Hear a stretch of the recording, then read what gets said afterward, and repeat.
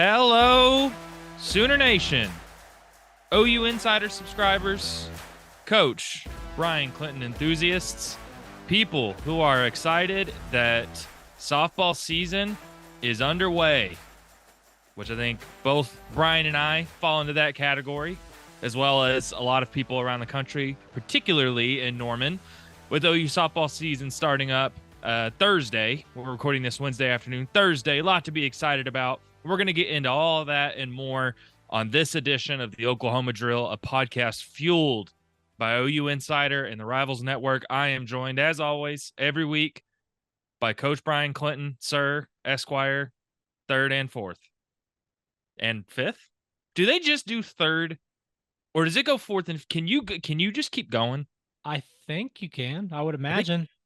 I tagged you in something and referred to you as Jesse Crittenden in the fourth earlier this week, if you don't remember. So I did. I can go to the fourth. That's what I did. I missed that. I apologize. Now I feel like no, you'll see it at some point, I'm sure. I wonder how far back anyone's ever gone.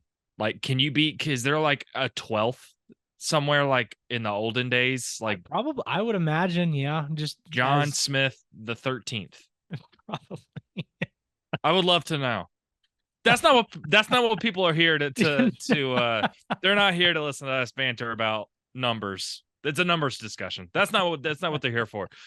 We are talking about OU softball and softball landscape at large. Again, with softball starting tomorrow in Puerto Vallarta for a tournament there. They open with Utah Valley and Duke at 10:30 and 1 doubleheader. FlowSoftball.com is where you can watch it. So by the time this comes out, it'll be just a couple hours before softball season gets underway. But it's a Thursday, Friday tournament for OU softball. There was OU softball media day on Monday, and this is a pretty interesting season for OU softball, Brian, because I've gone through the numbers. I mean, they have 10 upperclassmen. 5 of them have been such key contributors and have been with OU their entire careers. Jada Coleman, Tiari Jennings, Kinsey Hansen, Riley Boone, and Nicole May. They've been dubbed the Core 5, although Jada Coleman said Alyssa Brito should be the Core 6, but she started at Oregon.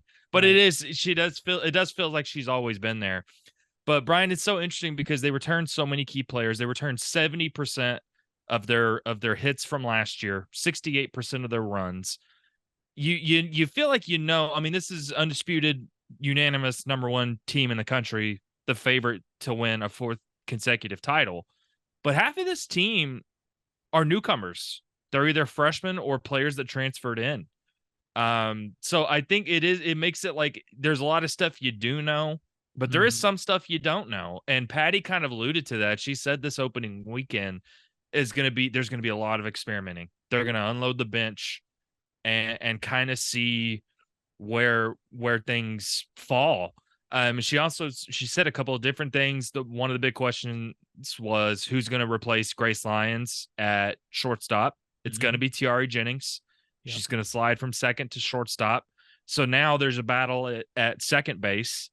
And also there's a battle in the outfield, particularly at right field. It'll be Jada at center and Riley Boone in left field. But the right field, there's still a battle going on there. And Patty made it sound like that's a battle that's going to be ongoing even as the season starts. And then you think about obviously replacing Jordy Ball in the circle. And the amount of pitching depth. We've talked about the pitchers, how much depth OU has there. I think they have 6 quality pitchers there. And then replacing Haley Lee, a designated hitter, and who was a huge part of last year's run. She was huge in the postseason, just massive. So again, doesn't it feel like this OU softball team? There's a lot you do know, and there's some you don't know. And I mean, doesn't it feel that way going into this year? Yeah, I mean, it's like, I think the unanimous number 1 overall pick and all of that, like, it almost feels as if, that's been the norm the last several years. Like, of course, Oklahoma is going to be the best team in the country, and I 100% believe that they are the best team in the country. But I think it's almost just like this respect to what Patty Gasso has built there, and also that core group of seniors, as you alluded to. I mean, those guys, they don't know what it's like to not be a national champion at the end of the year, and like that's incredible to think about. And so with that leadership, it's huge. I mean, the bats are still there, as you said. Statistically speaking, they're returning most of their production offensively. You know, the pitching staff, I guess you could call a concern, is not really a concern because of who they landed in the transfer portal and who they return. But yeah, the new names that are going to be added into the lineup and into the rotation, you know, they're not scrubs, which is great. Like, it sounds funny me saying that. Of course they're not. They're playing for Oklahoma, but like Kelly Maxwell's a two-time All-American at Oklahoma State. She led the Big 12 in strikeouts last year. I think she had 228 or something along those lines. I mean, just incredible talents. And a lot of these pitchers that are coming in are going to be playing on a legitimate staff for the first time, where they're not having to pitch, 150 innings a year. So it's going to be exciting. It's going to be really interesting to see who ends up taking that spot at second base, because Tiari was so good there. But I think it's a good. I think getting her at the shortstop spot with Grace Lyons being gone, I think is probably a better utilization of her skills. You just need to find somebody at second, but I'm not afraid that they're gonna have problems finding somebody with how many capable bodies and capable players they have on that infield. Well, and I think that transition just makes sense for Tiari. Mhm. She grew up playing shortstop for one, and Right. two, she grew up playing travel ball with Alyssa Brito, playing shortstop alongside Alyssa Brito playing third base. Right. So Alyssa even kind of said that on me today. She was like, it's kind of fallen back into old habits in some ways. It's interesting. I think the other thing too, we've talked about the pitching staff, but one thing that Patty kind of alluded to is, I mean, you look at the softball landscape and how much college softball is getting further and further away from leaning on one person too much. Right. And Patty's talked about the experience, like the pitfalls of that. You look at last year with how with this three-headed monster of Nicole May, Jordy Ball, and Alex Storako. But really, for the most part, I mean, they completed most of the games that they played for the most part. They know she rotated them evenly, but they pitched the majority or all of those games that they played. The one Right. thing that I thought was really interesting was she basically said we're looking for. I mean, she not only alluded to the fact that all six are going to play, but she said that she's looking for like a starter, a middle, and an end. Like, I think there's going to be a lot more games this year where we see not only two pitchers, but three or even more Mm. in a single game. And I think we're going to see that especially early. But that just makes sense with not only Nicole May, and I mean, it was a .91 ERA last year. You go down, I mean, you mentioned Kelly Maxwell, who's one of the most decorated pitchers in college softball. But yeah, I mean Peyton Monticelli and Carly Keeney and Kirsten Deal and SJ Guerin. I think there's going to be games where we see like not only a bunch of them in one game, but like combinations, like different Mhm. combinations from game to game. I got the impression from listening to Patty that she's not a, I mean, for one, she said this team has more depth, or she basically said they have more depth than they ever have. But there's a lot to figure out, and I kind of got the impression Patty's going to get a little weird with it. That's kind of the impression I got from her. Doesn't that, maybe even from a fan perspective, especially with OU softball winning 3 in a row, they're looking for their fourth, they're the favorites to do so. The season can kind of be a grind, but don't you think from a fan perspective that adds some excitement to think about, man, we could see, I mean, outside of like the core players, we could see some really interesting weird combinations in the circle, at second base, in the outfield. Like, doesn't that make it fun? Yeah, it's well, and the first thing I think of is I feel really bad for those batting rotations that have to face a left-hander in Kelly Maxwell and then a right-hander in Nicole May and then back to a left-hander in Kirsten Deal, or like they Yeah. throw Carly Key. Like adjusting to that in game when you're facing players who were, one of, if not the top players in their respective recruiting classes in the circle. Like, I mean, that's just going to be difficult. That's really tough. Um, and yeah, the other thing is, I think with Patty saying that about her depth, the depth of her team this year, I think you're going to get to see just why Oklahoma has been so good over the last several years. Sure, you've had the star power, right? Like there's always been the Jocelyn Allos and the Jada Colemans, obviously, and then you had Jordy Ball, obviously last year, really blossom into a true superstar in the sport. But the depth that this team has had over the last several years, where you start to see some players in games where Oklahoma's up 20-0 after 4 innings. You get to see some of those players start to cycle in, and I think you're going to get to see just why this team is as good as it has been, and that's because the depth that they're facing in practice and the depth that this team is using. Like they've got a ton of athletes that are ready to contribute and would be contributing anywhere else, as a starting player anywhere else in the country. So, I think it's going to be a fun season, and it's going to be a season where I feel like Oklahoma softball fans, not only just to be excited about Love's Field and everything that comes with that, but you're getting to see this team and who the leaders of this team are going to be when OU finally does transition over into the SEC, because that group of seniors is gone after this year. So you're going to have to see some of these new players come up and establish themselves. And I think that's going to be really fun. I asked Patty about that. It's funny you say that. I asked Patty about that specifically. I said, "Is there a balance between?" And I mean, her opening statement, she said, "I hope everyone appreciates this monumental group of seniors and seeing them play for the last time and what they've done for this program." But you can't just be sentimental, right? You're not only looking to win a fourth straight title, and you're the favorites to do so, but you also kind of have to bring in the new generation. And I asked Patty about that. Is like, what is that balance between not only being sentimental, but also leaning on this veteran experience, but also trying to nurture these younger players and these newcomers. And she said, like, she's leaning on the upperclassmen, she's leaning on these seniors to bring these to bring these freshmen and sophomores along with them. It was a really interesting quote. Patty said something like, I asked all of them, who was that senior for you when you came in? Who was the senior that helped you? Don't you want to be? And like all of them had a name.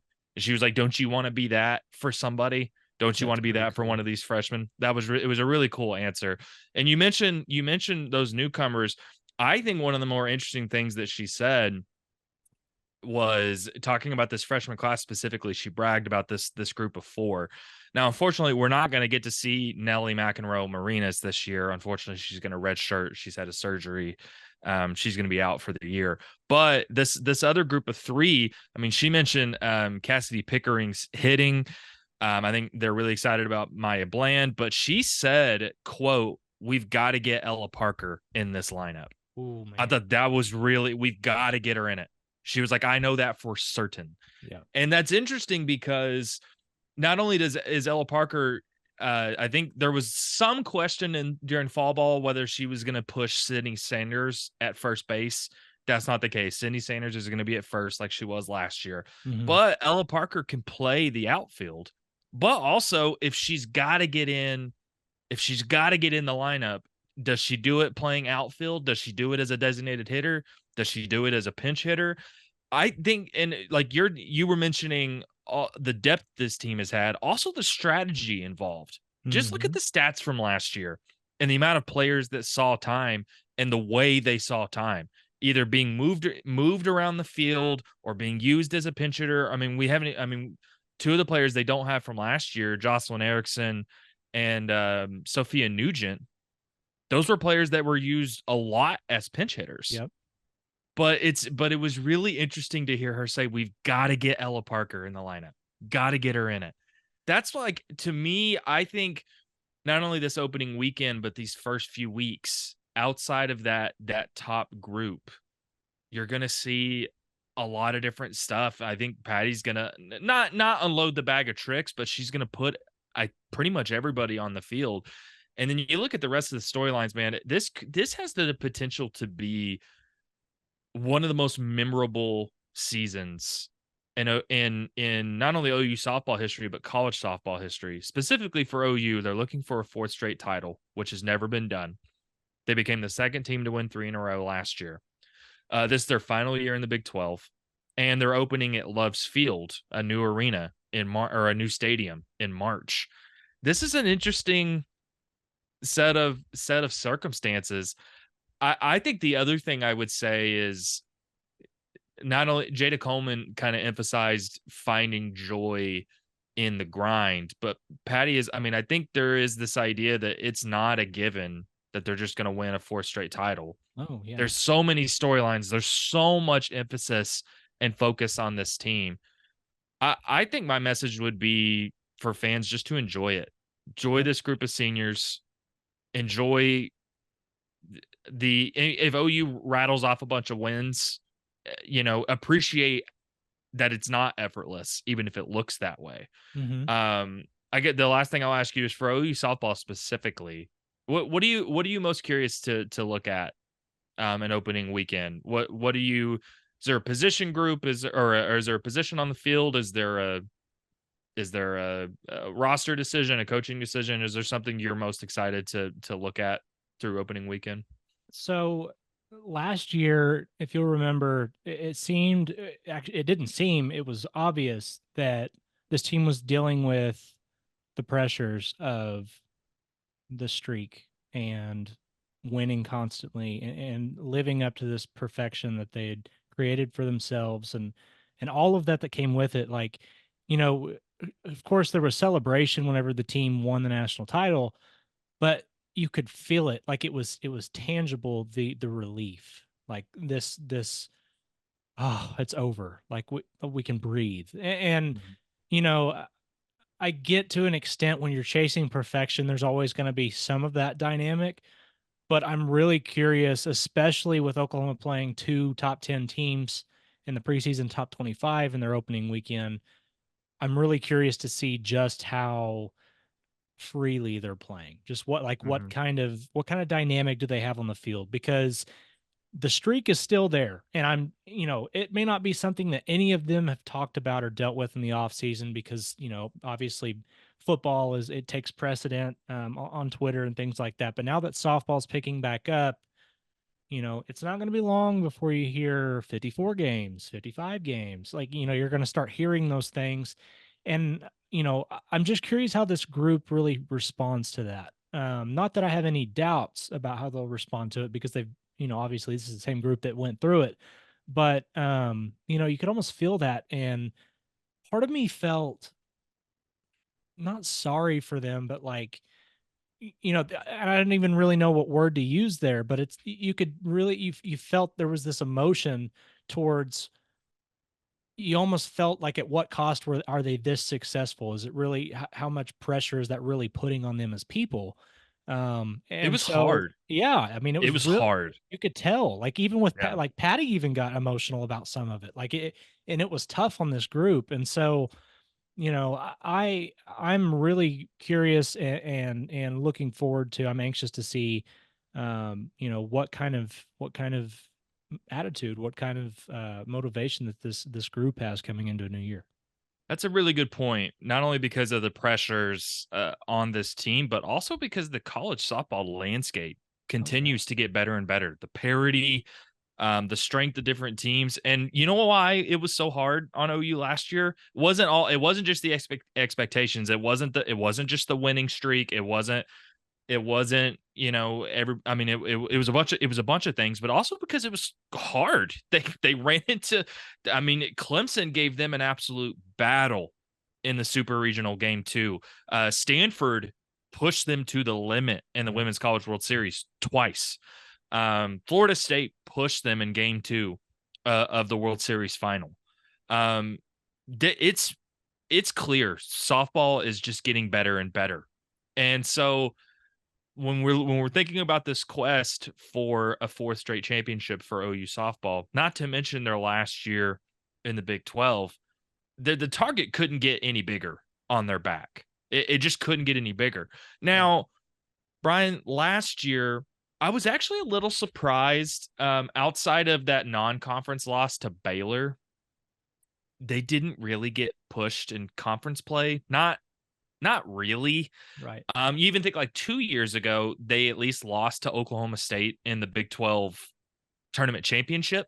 Now they have Kelly Maxwell, so that and that irony, but they didn't really get pushed. They kind of went through, and I think even that same year that they've lost to Texas before in the past, right? Mhm. Last year they didn't really get pushed. You look at this year's Big 12 landscape, and I think there's teams all across the country that are going to be really, really good and hard to deal with. And you even mentioned they played Duke and Washington Mhm. this week for opening weekend. Those are two top 10 teams. We look at the Big 12 landscape. I mean, OU was obviously picked as the favorite to win not only the national championship, but the conference championship, unanimous pick. You look at the rest of it. I mean, Texas, actually, they weren't unanimous. I apologize. They weren't unanimous to win the conference championship. But Texas finished second. Oklahoma State finished third, despite losing Kelly Maxwell. Baylor finished fourth. Um, when you look at this field, I think it's pretty interesting. I'm actually pretty high on Baylor myself. I think Baylor could sneak up on some people this year. Mhm. Texas is hard to judge because Texas is really good. They've been really good for years. They made it to the final 2 years ago, but last year, I think not making it to the Women's College World Series was pretty disappointing for Mhm. them to not even make it. And then you look at Oklahoma State, and they just lost Kelly Maxwell. You look at this landscape, Brian. Is there a challenger or challengers that could push OU softball a little bit more than they were pushed last year? I will Let me start by saying I think that this is gonna be the most competitive Big 12 conference race that we've seen in probably 7, 8 years, 9 years probably. Not only do you have the Oklahoma States and Texases that have been Oklahoma's biggest competition in recent years, but BYU, a lot of people don't realize BYU has won like 16 conference titles in their last 20 years. Like of course it was in the Mountain West and West Coast Conference and all of that, but still that's a proud program that hasn't finished any worse than third in their conference standings since their current coach took over. So that's a proud program. UCF has, by my rankings, 3 of the top 20 players in the Big 12 coming in this year. So they're going to be really, really good in the circle. They've got a couple of offensive weapons and Chloe Evans and Jada Cody that are going to be really good for them. So those are teams that I look for. I think the biggest competition in my mind is Texas. The reason why I followed Texas fairly closely with my stuff over at Heartland over the last couple of years, and Texas last year ran into Tennessee and Knoxville in that super regional, which that was a really good team. I Yeah. think what a lot of people don't realize with Texas is how many contributors they had that were freshmen last year. So you have several players.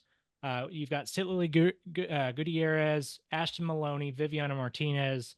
All of those guys were all Big 12 freshmen, first team selections for the freshman team. And then you throw in Leanne Good and Reese Atwood. Like, I've got a list of them over here. These are freshmen that made big impacts for them last year. That's a dangerous team. I mean, that's a team that has another year of experience.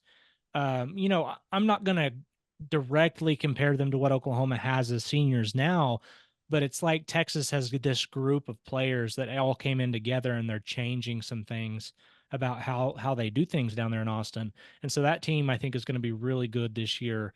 And if they can catch fire, like we've seen them do at times in the past, I think that's another good team.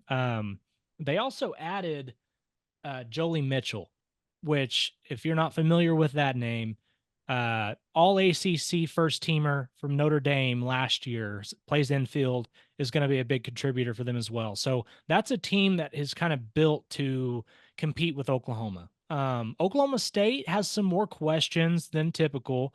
We've kind of grown used to them being like immediate number two over the last several years, right? Because they've been back to the Women's College World Series the last 4 years. The only other team to do that is OU, obviously. They have some more question marks. I still really like what they have in the circle. Obviously, they've got Lexi Kilfoyle, and she's going to be amazing for them. But I worry, how much are they going to have to lean on her? I do know they brought in Carolyn Wang from who was teammates with Carly Keeney at Liberty last year and was an all ASUN pitcher for a couple of years.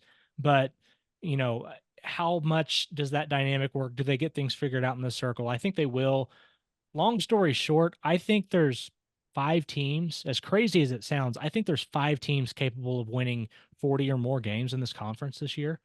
And BYU is like number 6. And those are 6 really good, solid teams. You don't know what you're going to get out of Houston, Iowa State, Kansas. You're not really sure what you're going to get out of those teams, or Texas Tech, really, for that matter. But those top 6 teams in the conference, it's as deep as it's been in a long time, and I think the race is going to be fun. And you going teams, and it's again, we think portal and football, but good have been active in softball. I mean, Oh yeah, my goodness, it's been active, and you see teams be able to be transformed. Look at Oklahoma, the amount of newcomers they have this year compared to last year. The transfer portal had such a big impact. You mentioned Texas and Oklahoma. The thing that's I agree with you for one. I don't think OU is going to get through conference play quite as easily as they did last year for a number of reasons. For one, it gets harder every year. It just every year, once you win a championship, the hardest one to win the next one. It just always is. yeah. 2, they're leaving the Big 12. I think that puts the target even bigger on them. And 3, I think you're right. I think for the most part, I think there are teams in this conference that can really challenge them. I think Texas is going to come back with a vengeance. They were the only team, I believe, outside of OU that had more than one player on the Big 12 preseason team. I believe. I Think think you're that's right. right. I think you're right. Um, Um, yeah, so because Dariana Orm didn't make it on for Baylor, which I was kind of surprised by. But yeah, yeah, I was too. And man, we didn't even really talk about Baylor, a team that not only won 40 games last year, and was the only team to beat OU. And actually, that conference series was decently competitive. A mm-hmm. couple of those games were really competitive. They returned so much production from last year, and I think OU is going to have to juggle a lot. They're going to have to figure out this roster as much talent as there is on this roster. They're gonna have to figure it out. Not to mention, again, OU really leaned on Jordy Ball last year. Now, Kelly Maxwell 2 years ago at the Women's College World Series was fantastic. She was Yeah, incredible. amazing. Yeah, She was fantastic. She's proven it. But again, I've said this before. I don't know if OU wins the championship last year without Jordy Ball. yeah. As good as that offense is, as talent and as much depth is on that team, it's just hard. I think this conference schedule is going to be pretty interesting to watch. I mean, they go to Kansas, they go to Texas. Man, that 3-game series at Texas in April. Mm-hmm. That's gonna be real fun. They go to UCF, which that's just a completely. I mean, that's Yeah. just a new ball game for Yep. OU. Their home matchups, their home conference series are with Baylor, BYU, Houston, and Oklahoma State. Which again, that Oklahoma State uh series in May is going to be must see TV. Yep. If you had to project, even if I mean we plan our I've covered OU athletics the last 3 years. You plan your vacation after the Women's College World Series because you assume OU softball is going to make it there, Correct. right? Even if they don't get challenged even if they don't see a significant challenge in conference play, I mean, what do you? I mean, are there any teams in this field that you confidently can say I think they're gonna be in Oklahoma City in late May and early June? I think they're gonna be there. I do. I actually feel good about several teams being there, which is crazy to say this early on, but I think a lot of the teams that ESPN's top 25 has kind of ranked right up there near the top. They got it really good. Obviously Oklahoma. I think Oklahoma will be there again. Tennessee last year was really good. I see them coming back this year. They do have a couple of pieces to replace, but that roster is still really good. Again, transfer portal helps there. Stanford and Florida State are two teams that should be back again. And if you notice, all three of those teams are teams Oklahoma had to deal with last year in Oklahoma City. So I think all of those teams are back. Um, Texas, Nigel Kennedy, sorry to interrupt, but no, Nigel dude, Kennedy for Stanford. she's the I truth. I mean, if she didn't spook everybody in the country last year with how she did against OU, she did. Sorry, let me rephrase that. She spooked Everybody. everybody, Yeah. not just Oklahoma. She spooked everybody. Yeah. I genuinely think as great as a lot of pitchers are, Kelly Maxwell is one of them, Nicole May. I think it was Jody Ball and Nigel Kennedy last year. Oh, It was no those two question. at Yes. the top. It One just and two. was. Yep. Yeah. I before Jordy's uh performance in the finals, I would have maybe even given Kennedy like a leg up just on what she did to Oklahoma's bats. Like just Yeah. incredible. She was so good. Yeah, she'll have them back in Oklahoma City. I actually think Texas is going to make it.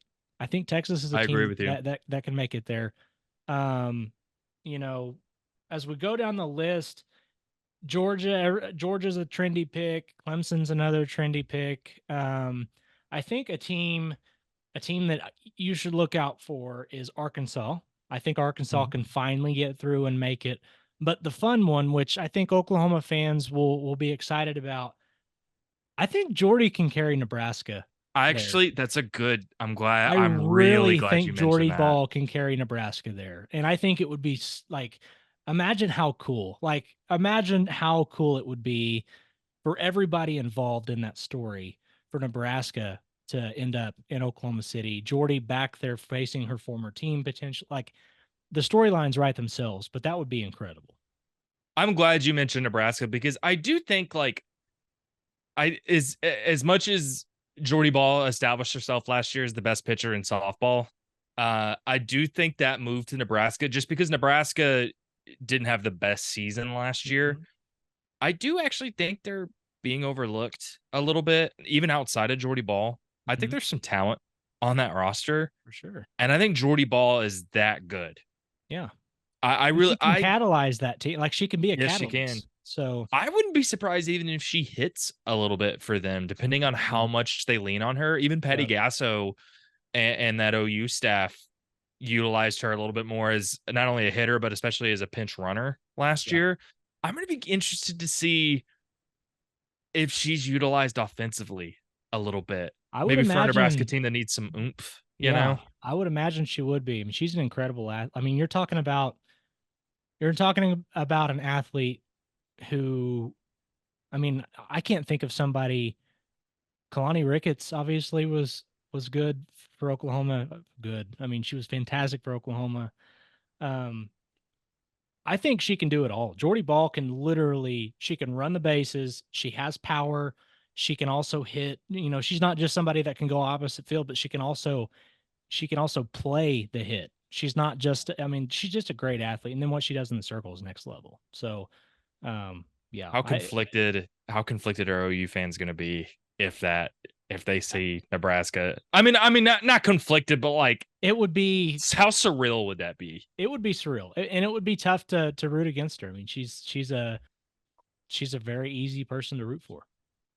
Well, and I think fans look, the initial shock of her departure. I mean, Mhm. there was buzz a couple of days before it was announced, but I think even the fact that there was buzz and then it happened was Yeah, shocking, and I think it did hurt OU fans. I think a lot, sure. but I do think there was also this other, and I think understandably so. I mean, good. She was incredible. She was incredible year. She was amazing. But then I think of going home and maybe, that idea of how much that means to her and kind of getting that program back. I mean, I think OU fans are going to wish Jordy Ball well for the most Mhm. part, but playing against her, do some of those bitter initial feelings, do they come? I think They probably that'd do a little be, bit. I think yeah, OU fans have been through a lot the last I mean, you lost a good future Lord. Heisman winner in football. Like, hate to Yeah. bring that up, but, like, that's the only comparison I can think of. You've lost the best player in their respective sport a couple of years in a row. Like that, I mean, that's tough. That's hard to deal with. Well, and I mean, and look, and OU look, they got Kelly Maxwell from Oklahoma State, who has an argument as Yep. arguably the most decorated player in Oklahoma State softball history. I'm not just arguably she is. She's amazing. She's incredible. Um, that series isn't going to be played in Stillwater, but that's going to be pretty dang hard for Oklahoma State fans to watch that series when Sure. it happens, especially with. I mean, there's clearly still bitterness from an Oklahoma State perspective. That's the There's interesting no part. there's no Yeah, question about that one. I yeah. think that one is going to be a little ugly from the Oklahoma State side of things. Yeah, it is. Man, I think talking about all this, like softball continues to grow. It's grown every year. Man, if you're not a softball fan, I can't. Hello, Sooner. I'm kidding. I apologize. We experienced some delays in the middle of our recording. My Wi-Fi went out all of a Did you? sudden. No, I'm kidding. You legitimately got me for like 2 seconds. Oh, I'm Oh, using my hotspot for people out there. And it's so funny because we were about to wrap up the pod anyways. Thanks, Cox Communications and Wireless Connectivity for giving us our first technical difficulties on the Oklahoma drill. That's this it's We're making history on the pod after several months. First technical difficulties. Brian, as I was saying, I think this really well thought out, full of wisdom speech that I was giving to wrap things up. Wouldn't you agree? I mean, I think if you're not an OU softball fan, this is the time to hop in. If you're not a yes. fan, if you're not following college softball in general, the landscape, this is the time to do it. I think Big 12 softball around the country, there's no better time to hop in than this year. There's so many storylines, so much parity, right? I would ask if you're not already an OU softball fan, like What are you why doing? why if you're gonna hop in now. But yeah, I mean, yeah, softball right now is as good as it's ever been. It's fantastic. And I think some of that can be attributed to it's kind of like the Nick Saban effect in college football. Like Patty Gasso has changed the way that college softball programs do things. And you're seeing the sport as a whole elevate because of that. OU softball's going for a fourth straight national championship It's nuts. and eighth overall. It's bonkers. It's just insane. It is going to be fun to cover yet another softball season, a quest for more history for Oklahoma. We will have you covered here on the Oklahoma Drill and on the and over at ouinsider.com the entire season, starting tomorrow or today when you hear this at the Puerto Vallarta Classic. We will have you covered there, and we will have you covered all season. Make sure to hit that like and subscribe on the OU Insider YouTube channel. If you're not a VIP member over at ouinsider.com, just like Brian asked with why you're not an OU softball fan, why are you not a VIP subscriber? Why? Why? Those are two questions. Why? Why are you not? If you're not either or both of the, you should be both of those things. This is the time to do it. No better time to do it than right now. Parallels to OU softball and the OU Insider team. We'll have you covered all season long. We'll be back on the Oklahoma Drill next week to review, analyze, break down OU softball's first few games. We'll be back with you next week. See you then.